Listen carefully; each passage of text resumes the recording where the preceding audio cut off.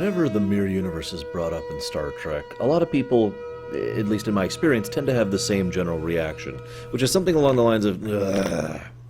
And that's very understandable why people have that reaction. I don't blame people for having that reaction.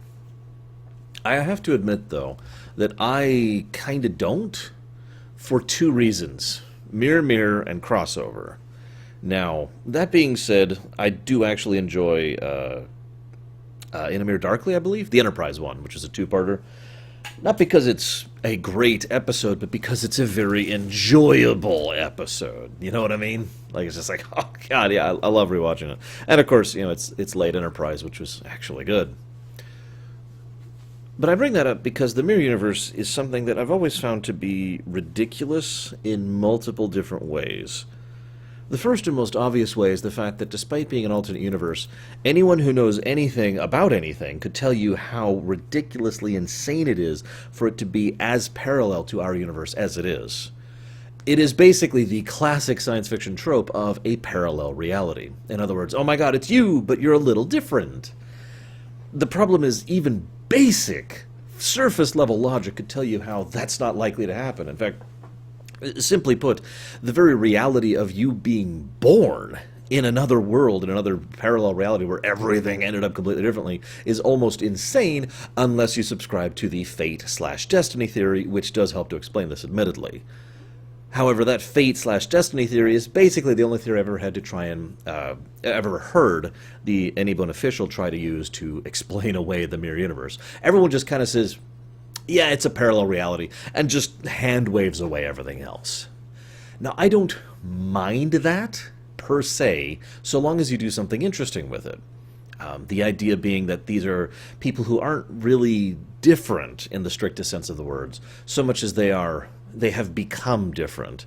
The mirror universe, in my opinion, is best used when it is an analysis of the difference between nurture and nature.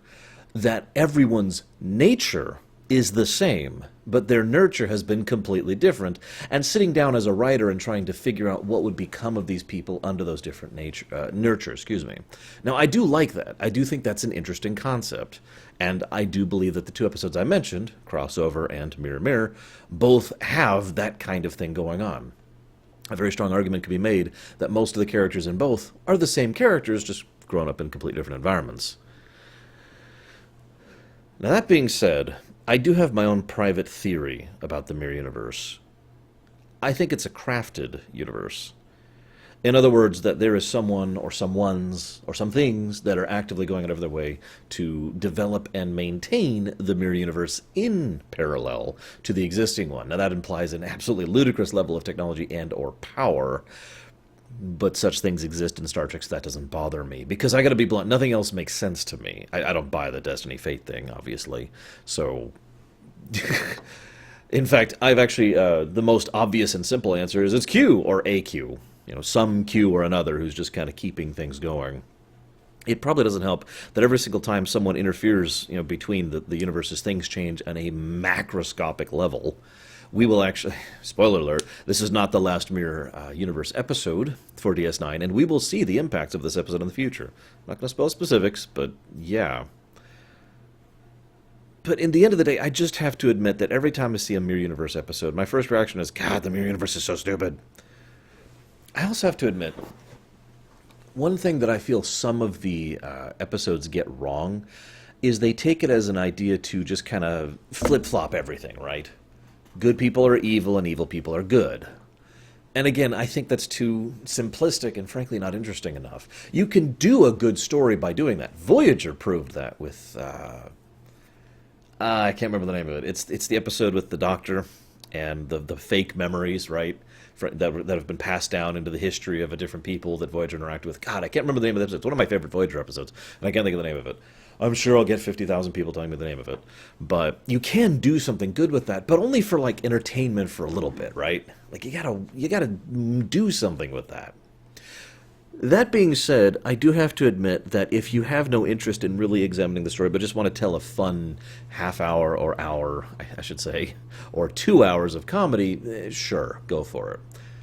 And I have to add that proviso because Enterprise. Because that's what Enterprise did. Everyone was just, we're all cartoonishly evil. And there was no real in-depth character analysis. There was no real significance of the story other than the Defiant thing. And they just kind of were weird with it. But it was a lot of fun. And everyone involved was just having a ball with it. So it succeeded in spite of itself. Anyways, I'm getting off track. I do want to mention one thing really quick. First of all, this is really obvious. And even going through my... actually, let me rewind a second. Let me rewind. Anybody who's been following this series knows that as of this point in time, when this episode came out, I wasn't watching Deep Space Nine. I was aware of this episode because the advert campaign on this one was insane, at least for the time. Everyone was talking about it. It was on every... there was ads all over the place, and there was magazine ads, and it was in the TV Guide. You remember when that was a thing? TV Guide? And people at school were talking about it. I still didn't see it, but I only point that out because this is probably about when DS9 kind of started coming back into my awareness. I'll actually mention the specific episode when I started watching Deep Space Nine again. Don't worry, we're not there yet. But having said that, when I went through the second time, aka the first time I was watching DS9 all the way through, which was after the series ended, I remember getting this episode and thinking, that's not Garrick. And it just stuck with me for some weird reason. Fast forward several years, and I looked into the behind-the-scenes stuff, especially with the Deep Space Nine companion, and I was like, oh, that wasn't supposed to be Garrick. Apparently, they had actually invited Michael Dorn on board to be Worf. And Worf was going to be the second in command of the station. Basically just as not a cameo, but a guest star, functionally, since TNG was on its way out at this point. In fact, the reason Dorn was not available was because he was actually filming All Good Things when they were filming this episode. So it's really obvious, because if you just, especially if you close your eyes, but you don't even have to, all of Garak's lines sound like Worf, or a Klingon at the very least. They invented another character who's a very bit part, who was basically who Garak was supposed to be, T-Lock. And he sounds a lot like Garak does, too, in his lines. And it's really obvious now that I actually am paying attention to it and noticing the T-Lock connection as well. This was a very expensive episode for them to do, and indicative of the increasingly loose leash that was being put on DS9. Now, I've talked about this before. It is worth noting I do not have 100% proof of this statement, however. It has been a long talked about thing ever since DS9 was coming out, that with TNG ending and Voyager being pushed, the upper executives, both at Paramount, at CBS, and most of the show producers, diverted most of their time over to Voyager. Most notably, Rick Berman is probably the biggest example here.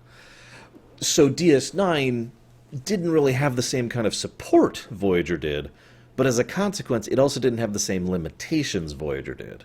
Now, it has been my opinion, asterisk, that for many years, and I still have this opinion to this day, that this is one of the reasons that DS9 was able to succeed as well as it did, to stretch out and do things that other shows basically couldn't, that Voyager was not allowed to until it got to, like, season 4.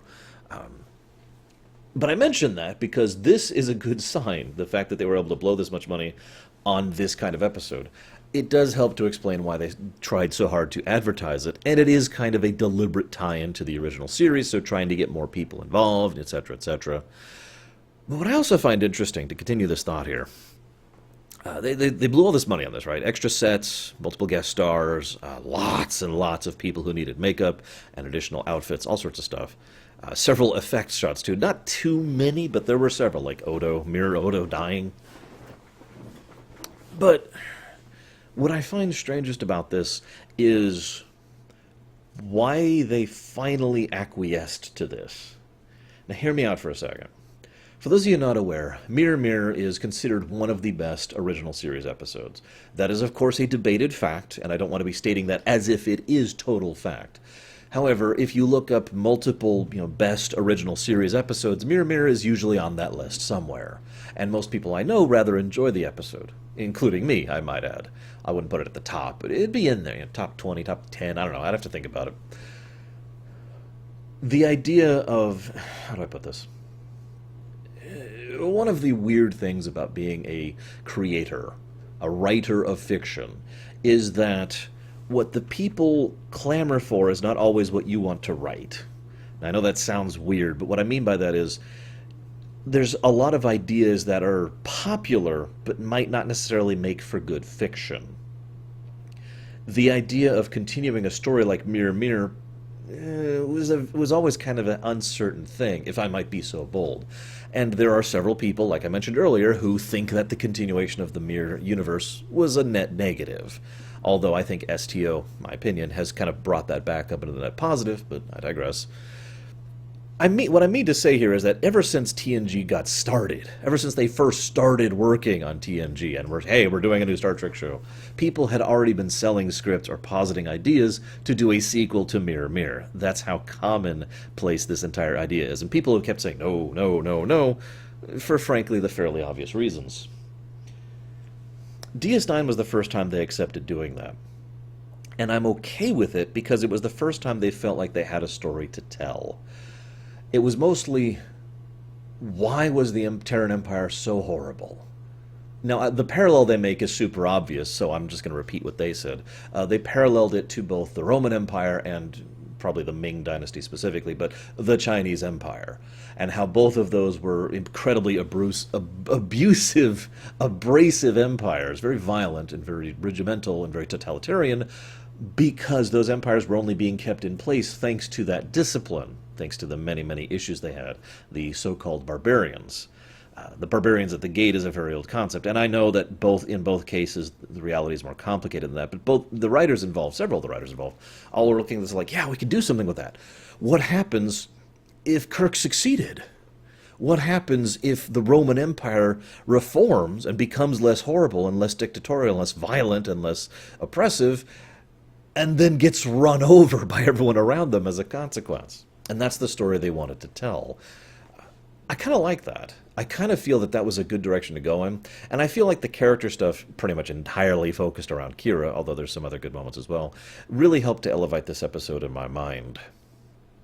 I also, I have to add as an aside, I do kind of like the concept at a base philosophical level. It's one of the things I've always liked about StarCraft. I know this sounds off topic, bear with me. Because there's an organization, for those of you not aware, in StarCraft called, appropriately enough, the Terran Dominion. Now, the Terran Dominion is evil, oppressive, totalitarian, etc. It's almost cartoonishly evil at times. They are people who deliberately, experiment on their own and send people off to die and blah, blah, blah, blah, blah. But what I've always liked about it is stated that the main reason they were so horrific is because it allowed them to advance and progress in ways that morality wouldn't otherwise allow. They could produce more economically, industrially, and they could advance more scientifically, most notably in terms of warfare. So they did. And the Terran Empire was actually a major player when realistically it probably shouldn't have been, given the Zerg and the Protoss that were surrounding them. Now, I like that idea, and so I'm kind of on board with the concept here. If the Terran Dominion was suddenly made to be a more, equal, peaceful, egalitarian kind of a situation, they probably would have been stepped on by the UED, or the Zerg, or the Protoss, or whomever. We'll see if they ever continue that story arc idea, for those of you who know how StarCraft 2 ended. Anywho, let's get on with the episode. So this episode was written by Peter Allen Fields and Michael Piller. Now, I mention that because I obviously have a fairly large amount of respect for Michael Piller, even though I think Star Trek Insurrection, Star Trek 9 is awful, and I do. I do think the man has a lot of legitimate talent, especially when it comes to designing and making television. I also think Peter Allen Fields is Peter Allen Fields and doesn't need any more introduction than that. So I have to wonder why there's this scene at the beginning which basically could be replaced by the line, like if you just saw the runabout flying by and then like a subtitle showed up on the screen that said, "And here Bashir is completely annoying to Kira." That's the entire intro. In fact, if I might be so bold, it actually feels out of character for Bashir, for any interpretation of Bashir, except maybe the one that showed up in Emissary. And even that, I'm not 100% sure I could see him being this much of a dick. Like, he cannot be that oblivious. It's also weird because Bashir's actually kind of interesting, very, very low-key, but he does some good stuff later on. It's also worth noting that the last episode was freaking The Wire, which was a great Bashir episode. I'm sorry to keep hammering on this, but it just strikes me as weird every time I see this episode. In fact, on a couple of replays, I have skipped past the initial scene because it's like, yep, okay, Bashir's an ass, come on, okay, there we go. On with the episode. So, David Livingston directed this episode, and it shows in many ways. He himself has admitted that he's not sure he made the right call on this, but he, in several cases, used very different camera angles in order to indicate the alternate reality they were in. In some cases, I do think it works. And then in some cases, I think it's like, oh my god, what am I doing? Why am I just hanging out around Kira's hip, gazing up at her? And then shifting over to the Klingons, that hit the Klingon's hip, gazing up at him. It's like, whoa, have I shrunk 4 feet last I checked? I mean, holy crap. I'm sorry, I just didn't care for it. I get what he was going for, I just don't think it succeeded. It is worth noting that there weren't really time for reshoots. So what probably happened, this is a guess, but what probably happened is he had very little time to shoot, tried something, and then moved on because he didn't have a time to redo the scene. Remember, this is a very rushed, very, very difficult episode to do with a lot of expense and a lot of time put into it, so kind of makes sense. So, I've been asked to comment on Kira's outfit. I'm not sure why. Because several people, I mean, I do know why, and I don't want to touch this. I don't want to touch this with a 30-foot pole. So let's just leave any politics out the window. Can we do that for a second? Can we just throw all gender politics and all modern-day controversial issues, just leave them out the window, and preferably they stay there forever, but let's just get rid of them for a second. Are we cool with that? Okay. I've never found Nana Visitor to be physically attractive personally. I don't think she's ugly, it's just not my thing, that's all. Now, Terry Farrell, or Gates McFadden, oh my god. But one of the things that's been commented on several times is that they put this sexy outfit on her. Now, Star Trek is no stranger to sexy outfits. In fact, it was so predominant in the original series that an entire line of basically philosophy when it came to designing costumes and outfits basically grew out of the original series and then propagated into other shows and other theater as a consequence.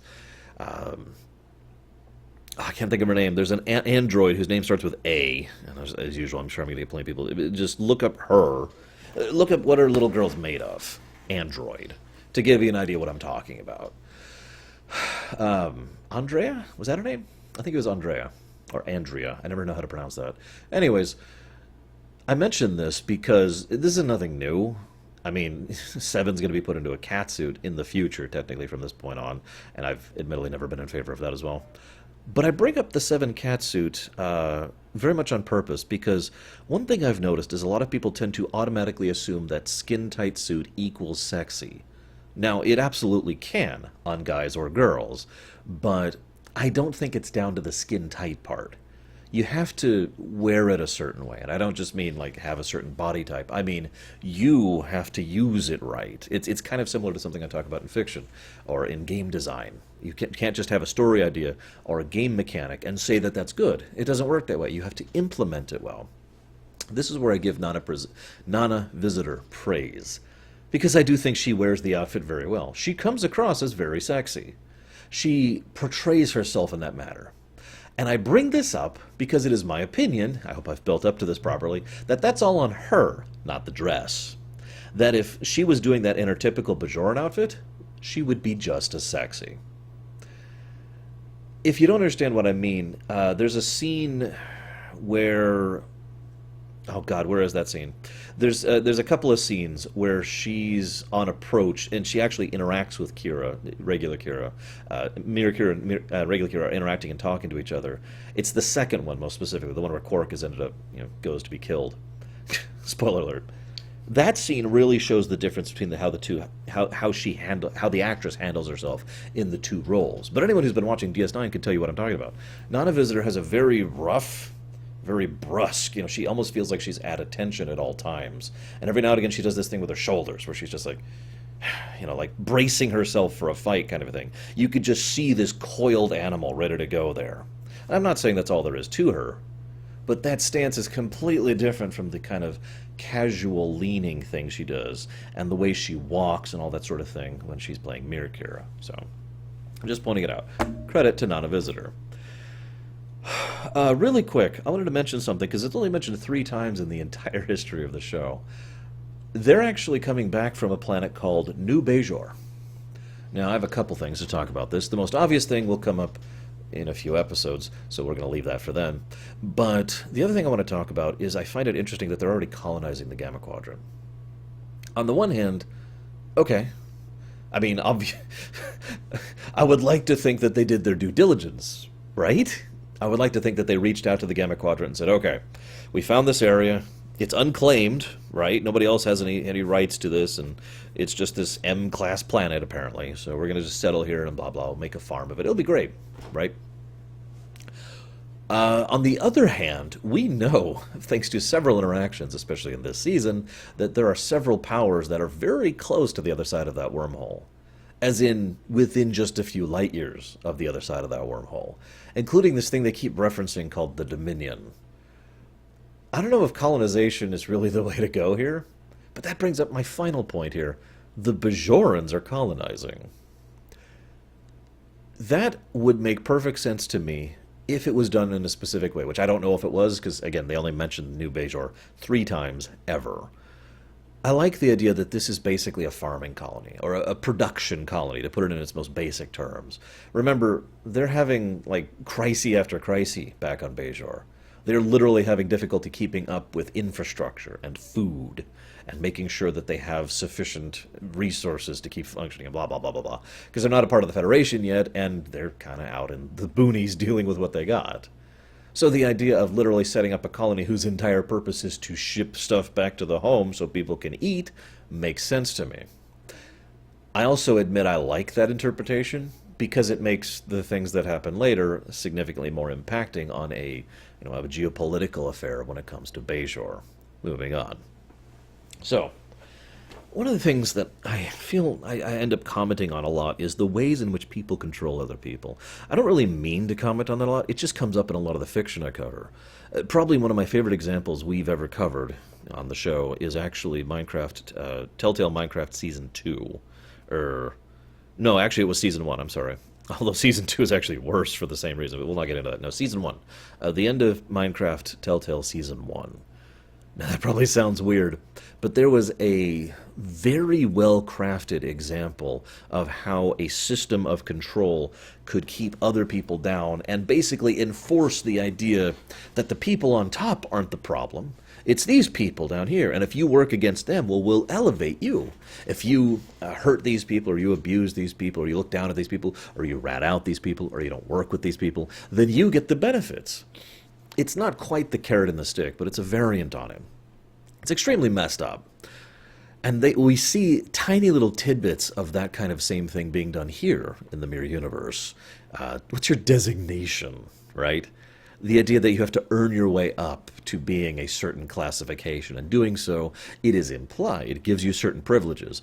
Given how much better that O'Brien, let's call him Smiley, how much better Smiley is being treated than the other Terrans, that seems to be a fairly accurate statement. She even mentions Kira Mir, even mentions later on, oh, Smiley, you're a Theta, you've been Theta for months.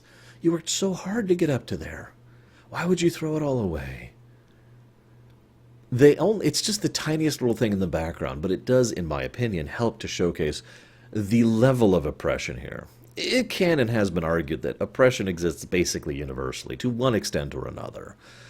But when I use that word, I usually use it because it is being applied in an extreme. It is being applied to a level that is definitively worthy of note. This is oppression, what they are doing to the Terrans here. And maybe that's just my thoughts, but I like to think that they're not just doing it to Terrans. Remember, the Alliance is predominantly controlled by the Klingons and the Cardassians, and the Bajorans have a say, probably within the region, but that's about it. Nothing more. Think about how many other races there are on Star Trek. Anywho, so I love the idea that Kirk is famous in the Mirror Universe. I really do. That he is such a common household name that everyone would hear about him. Funnily enough, he is in the regular universe too. I point this out because this is I wonder if they did this on purpose. Kira, our Kira, is almost uniquely in a position to not know who Kirk is. Because Kirk is so well known that anybody who has been part of the galactic community for any length of time has probably at least heard of him. He was the most famous member of the Federation and of Starfleet, probably ever. I don't mean to talk him up that much, but the man was a literal legend. I mean, right? But Kira wouldn't have known all that because she spent the last however many years fighting in the underground and being part of the Bajoran resistance. She's only joined Starfleet, technically, within the last 2 years. She's kind of new to all this, and looking up on her history about that is probably not at the top of her list, right? So I like that because it allows the writers to then have Mere Kira exposit about Kirk, and when it is mentioned to Bashir, he picks up on it immediately. Of course he does, which makes sense for both versions of Bashir. But he picks up on it immediately, and he's like, oh, so that's what you're thinking. So we just skip a lot of what would otherwise be dead air time in a worse written script. Now, I have a note here, and this is just a question. Why do you think Bajorans are powerful in the Alliance? Now, there's all kinds of answers to this. My personal favorite is that they're not, and that Kira is just talking up their role. That they are basically another step up. You remember that whole system of control oppression thing I mentioned earlier? Well, one of the most common systems of oppression is you give someone rights and privileges and control over the people under them, and in exchange, they help maintain control over the people under them. Basically treating a slave like a master, even though they are a slave. That's my personal take on it. However, I do find the idea of the Bajorans who have no useful resources, no useful anything, to somehow maneuver themselves into being politically affluent within a major military alliance to be interesting, admittedly.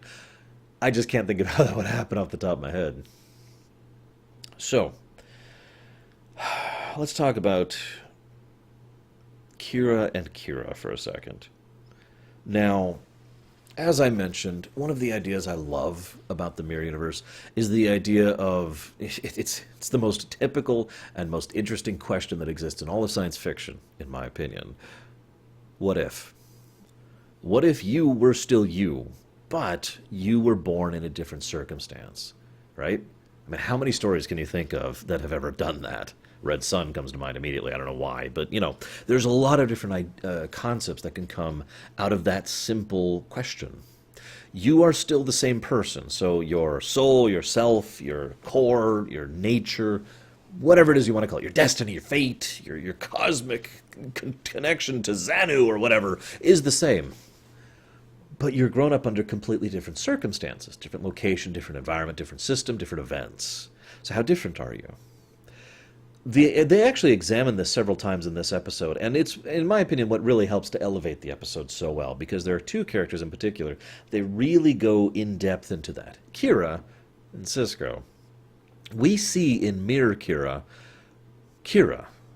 we see in her the same kind of perspective, the same kind of opinions, the same kind of mentality and mindset, but twisted and warped and completely off the leash. There's a line where Kira flat out says, I'm scared of you. And she says it so genuinely and so quietly. But never for a moment have I ever thought that she was scared of the power she had over her. I could have you killed at a whim. No. I think Kira looks at Mirror Kira, Kiram, maybe? and is afraid because what she's seeing is what she could have been like under the wrong circumstances. And I think that terrifies the crap out of her. Kira has always been someone who is very big on freedom. But a lot of that was because she was born into oppression. She was born just like all those Terrans in that ore processing facility. So, what would Kira have been like if the tables were turned? What if Kira was born into a world where the Cardassians were the oppressed occupied force, and the Bajorans were the occupiers? Now, the writers and the actress both agree this is what would happen. Mirror Kira is what would happen. With her ego completely unchecked and with her... I don't know what to call it. Certainty completely grounded around herself and around her own superiority. Kira has always been a very certain person. It's one of the defining traits of her, I would say. But a lot of that certainty in our universe revolves around aspects of her life that she has found to be centric. the occupation obviously grilled into her the idea of freedom. But more to that, Kira's always been she's also been a very spiritual person, which the show has touched on several times and will touch on in the future. But to me, Kira has always had that inherent sense of total moral conviction. That she not only believes in what is right is wrong, that she is absolutely certain about what is right and wrong. In fact, there will be an episode about that very concept later in the show. So imagine if her certainty was entirely focused around the idea of her being Dukat, basically. One of the arguments that Dukat will level several times, and already has, I believe, at this point, is how much he tried to make the occupation less horrible. How he tried to be nicer about it. How he tried to be softer about it.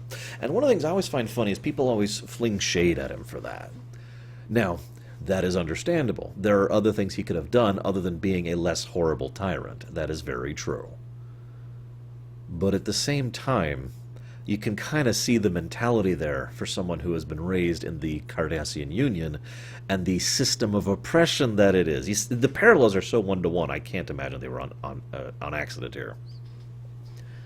Because Kira here, Mir Kira, is all about trying to have a less oppressive atmosphere.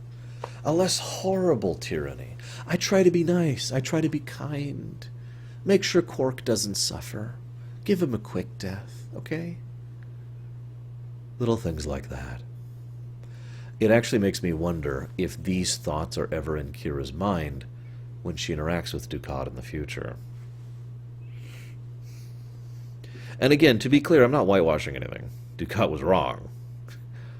But Mir Kira is also wrong. Just because someone is understandable does not make them incorrect. I have a note here. It's just two words. Dimensional refugees. This is brought up several times in the episode. And I find the idea fascinating, especially as someone who's been following Warcraft for so long, because the idea of, all right, this has gone beyond tolerance, we need to jump ship, is actually an interesting idea to me. And if it is that relatively easy to cross over, no pun intended, then why not? The thing is, interestingly enough, there are many, many, many reasons why that shouldn't happen. In actual fact, if you remember, in the original Mirror Mirror, they made a built-in plot reason why they couldn't take anyone with them. Here, they don't. This isn't a teleporter accident. This isn't a swap with your existing self. This is just going from one side to the other. In this case, through the wormhole, which I'll talk about later. So there's basically no functional reason, no literal reason you can't do it. So why not, right?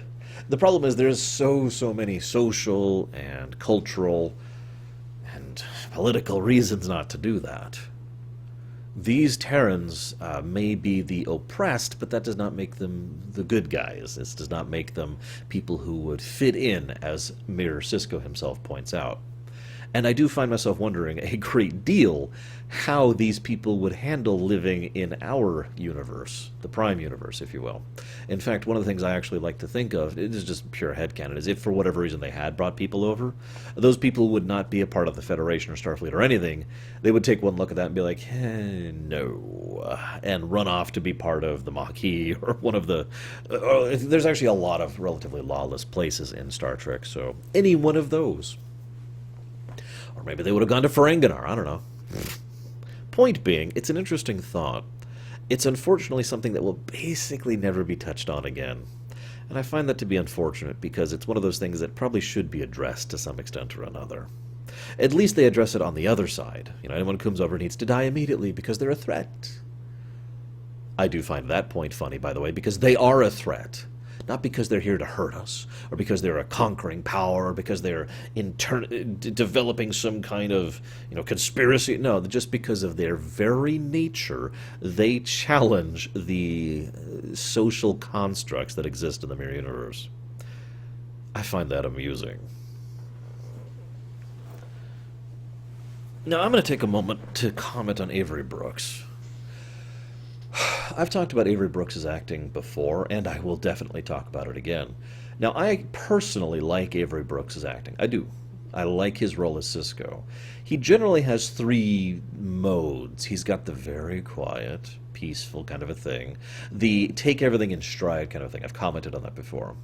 Then he's got the barely restrained, and then he's got the kind of a thing going on. He has this unique form of just going completely over the line. It's hard to explain. I hesitate to call it overacting, and it's not really hammy. It's his own little thing. Did you know Avery Brooks isn't much of an actor? I mean, he has acted before Deep Space Nine, but he hasn't done a lot of acting in general in his life. He's done very little of it. A little bit here, a little bit there. And I mention this because it could be argued that that is on display. But at the same time, one of the things I personally have noticed is that Avery Brooks tends to act this way in real life, too. Now, that could be just an act, because I've never seen the man when he's not on camera to some extent or another. But I like to think that that's just Avery Brooks basically being himself. Because that is no insult intended whatsoever, but that is one of the easiest ways to act. All you have to do is act like you do. And that way your mannerisms, your vocalisms, how you approach yourself, how you present yourself, is just exactly how you actually are in real life. All you're doing is saying pre-prepared lines, that's all. It's a nice shortcut to acting if you're just getting started in acting, or if you're not sure how to portray a role, or whatever. I've actually been given that exact same advice myself by a director of mine many years ago. Now, I bring that up, though, because I feel like Avery Brooks' acting here is actually really awesome. He comes across as someone who is basically hiding all of whatever he actually feels behind this mask of nothing matters. Drink, eat, be merry, for tomorrow we may all die. You know, he's got that thing going on. However, every now and again, just for a few seconds, it just cracks, and you just see the broken, bitter man under that. And he does a good job of the nuance of that. I also appreciate and very much enjoy the way that he finally does his turnaround. Like, yeah, no, I'm not wrong. I've just changed my mind, you know. And he kind of goes with it as if it's just the normal thing. But there's a little more energy to him. If I were to put it into my own terms, I would say that before he was playing the fool, but now he is the fool. And I know that sounds weird, but let's be honest, what he's doing is extremely foolish, but he believes in it. And in so actually believing in what he's doing, there's a lot more, shall we say, gravitas to what he's doing. And he gets across that very well, in my opinion. I already mentioned Kira being afraid of herself. I already mentioned Quark's death. No death, no suffering. Make sure he dies quickly. I've arranged for a party tonight. What should we wear? That, more than anything else, says exactly how much she is Ducat in this moment. One of the things I've commented on many times, and will comment on in the episode that helped to inspire the term, is the difference between a Justice Lord and a Cisco. Now, it's not a 100% accurate term, but that's what the Lorium is, and it's stuck. It's on my Lorium's page if you want to read more detail. But the general idea is that both, from a surface perspective, a Justice Lord and a Cisco will both do horrible things in order to accomplish a greater good. The difference is in their mindset and how they react to that. Because a Justice Lord will do that and say, all right, that's dealt with, moving on. Because it's the correct thing to do. It's the right thing to do. Why would I feel bad about that? That's ridiculous. I did the correct thing here. Whereas a Cisco will do that and will hate themselves for it, and will loathe themselves, and will feel awful because they just had to do this terrible wrong. They still did it. They still don't regret doing it, but they are still torn up about doing it. I bring this up here because more than anything, I think this demonstrates the biggest difference between Kira and Mirror Kira. I have no doubt that Mirror Kira could, in the right circumstances, be like, hey, do this horrible thing because it will accomplish a greater good. I don't think killing Quark is in that category, but I could just see her having that mindset and then just moving on because whatever. Kira will do horrible things for a greater good and will feel awful about it. I could have called the Lorium Mirror Kira and Kira, but that's just hard to say. Anywho, so I have a quick note here. Bashir is doing hard, difficult labor in an ore processing camp. What I find strangest is he takes it all in stride. This, I think, is actually far more in character for Bashir. He knows that Kira's plotting and planning. He knows that he has to be paying attention and waiting for the moment when he can actually do something about it. And when it comes, he does. He's like, He's on it immediately. Goes over, takes the gun, shoots Odo, gets out. And that is exactly right. That's exactly what he should be doing. I mean, to be completely blunt, that's what any good Starfleet officer should be doing, right? But I also like how he never complains. I know that's such a weird note, but it actually raises my respect for the man, that he never says, this is awful. He just kind of takes it and does what he can to get out of it. I can't think of that many characters who have done that kind of a thing. You know, oh, geez, my boots hurt, and do we have to keep going this far? You know, he doesn't do any of that. I'm sorry, just a quick note. So Garak, Worf, offers a deal to Kira, and I just found myself laughing at that. It's especially funny since apparently it never actually happened. Like, they're at the party, and then there's no assassination attempt. Granted, they kind of got in the way of that with the human revolution thing, but, you know, whatever. One note here. I find it amusing how easily Kira can reach Mir Sisko. It amuses me so much because she is basically in... How do I put this? There's no nice way to put this. As an attractive Bajoran woman under a predominantly male Cardassian rule, Kira would fully understand what it would be like to be someone who is a favorite plaything in order to get the benefits of doing so while living in a horrifically oppressive system. As we will learn later, this was a relatively common thing for Bajoran comfort women. That's actually what they called them. That's awful. Let me just start off by saying that. The fact that Mir Kira is female and Mir Sisko is male in no way detracts from just how horrible that is. In addition, of course, our Kira, fully understands living in basically under the Cardassians. So it's basically... What I'm trying to say is that I feel like Kira is talking to herself in a way when she's trying to convince Mir Sisko of the situation.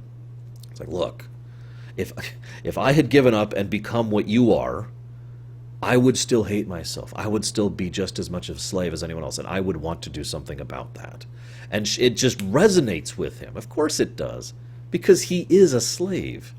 It probably helps that this is something that's been reinforced several times in this episode, that for all of his, let's call them benefits that he gets, he is still functionally just a slave who is completely adherent to his master, and he obviously chafes at that. There's a nice contrast. They go straight from the party to the ore processing thing. It's a nice little thing. It's a good way to help show the contrast between the castes. It's an obvious thing. I just wanted to comment on it very quickly. But I also like this wonderful little bit. Bashir basically says, I need you to help me. And Smiley's like, no, I don't see you. I can't see you. That, more than anything else, shows the power of this particular system of oppression. Someone who is a good man, someone who wants to help, actively goes out of his way to pretend he doesn't even see him because he can't. It would jeopardize his position. He'd lose all those rights. He'd probably die. And in fact, that was what was planned for him. So, people being afraid to do, let's be honest with ourselves, the right thing because of what might happen to them is one of the easiest ways to control people. But there's this wonderful line. Forgive me for getting a little emotional. This is when the episode really starts to shine for me. Because as weird as it sounds, for all of the amazing stuff with Kira, for all of the great stuff with Sisko, it is actually O'Brien that really sells the character moments of this episode. Because he has one line, I am a decent man. He just says that, and there's so much anger there. There's so much restraint. As I am a decent man. He says it better than I do. I love that. There's so much in those words. And then, of course, at the end, he's the one who gives the speech. And he talks about, maybe it's fairy tales, but I wonder what it could have been like, and I wanted him to take me with him. I wanted to go somewhere because anywhere has to be better than here. He gives a speech about the core point of the Mirror Universe, as I've mentioned before. The idea that I could be a different man if I was born in a different place. And he says it with such simple humanity that it really drives the point home as hard as anything else does. Then they break out. I just want to say, first of all, I love the fact that, once again, they have spawned a revolution in the Mirror Universe simply by being there. There's a really small point I wanted to bring up. At one point, Mirror Kira is looking around like, oh my god, they've all got these weapons. And she looks over at Kira, who already has a gun on the Klingon. She's like, yeah, of course she does. Something about that just really amused me. So I only have one last thing to talk about here. Why'd the wormhole work this way? Now, based on the way the episode is constructed, I would say there's a 95% chance that what the intention of the authors was, oh no, weird circumstances, plasma leak, goes to the mirror universe. However, I don't buy that for a second.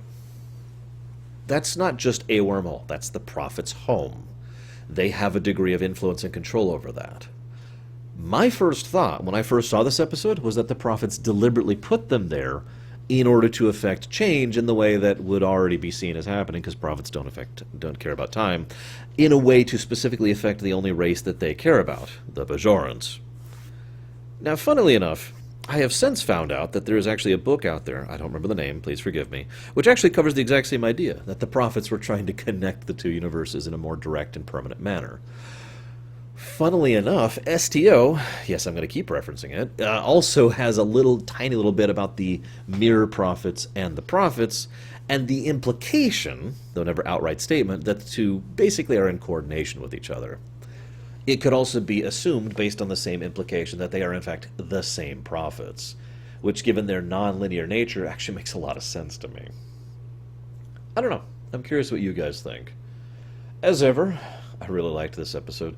Tomorrow we actually have a bit of a unique moment in Star Trek history, but I'll talk about that, and by tomorrow I mean next week. So I'll talk about when we get there. I'll see you next time.